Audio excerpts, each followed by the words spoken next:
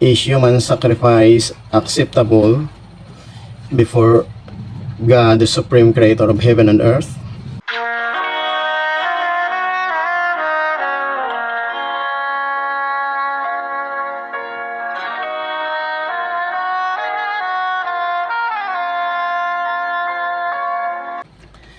Shalom everyone, welcome back to our episode.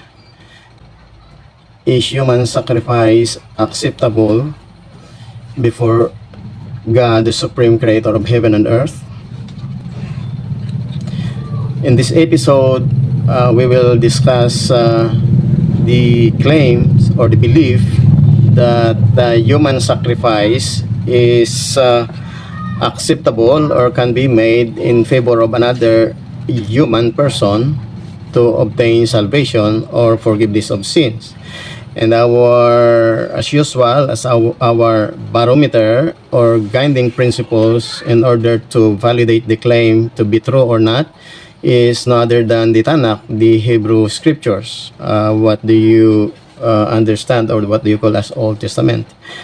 It was said in the Torah, the father shall not be put to death for the children, neither the children be put to death for the fathers. Every man shall be put to death for his own sins. And this was supported by the example during the time of King Amaziah of Judah, whose father was murdered.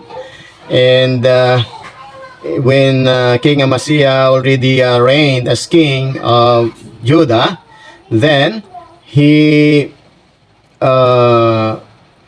execute all those involved for the murders of his father, but he did not execute the killing of those who are the children of the murderers. This was stated in 2 Kings chapter 14 verse 6, and also in 2 Chronicles chapter 25 verse 4. It says that but the children of the murderers he slew not, referring to the children of those who murdered his father King Joash.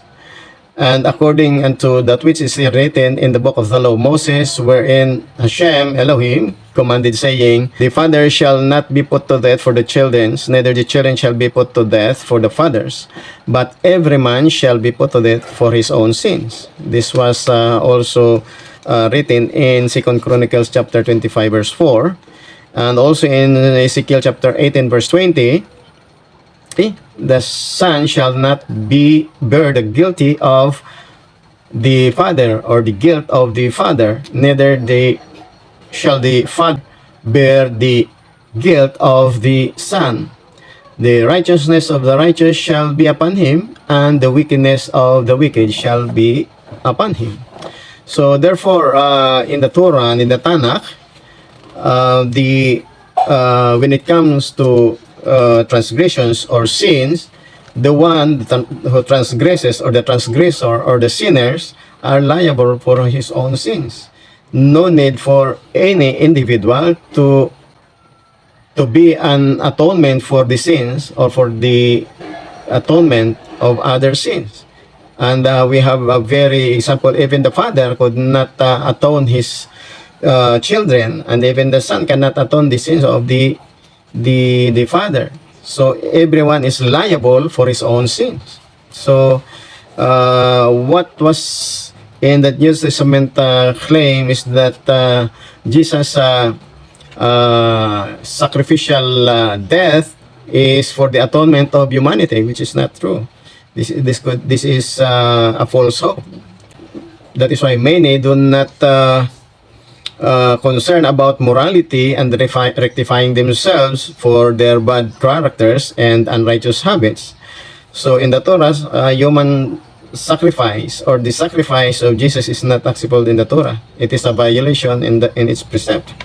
So people are doomed to judgment by having the false hope that Jesus took away their sins and not doing what is right before God.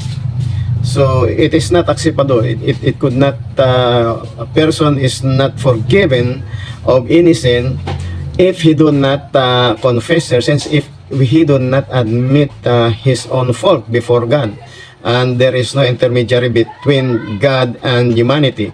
Okay, Even Moses could not atone ourselves, except that we will go directly to God and ask forgiveness. But if there is a sin between man and man, he must go to the offended party, and ask for forgiveness before he can ask any forgiveness before God. Okay? So, just to make clear that in this episode, human sacrifice is condemned in the Torah. It is not acceptable before God to offer your life for the life of other person, to atone his sin or to forgive his sins. And so Jesus claim, or the Christian claim of the New Testament, that Jesus made an atonement for the transgressions of the Israelites and all the sins of the people, is totally unacceptable before God. So whether you believe it or not, it's up to you. Baruch Hashem. Shalom, shalom.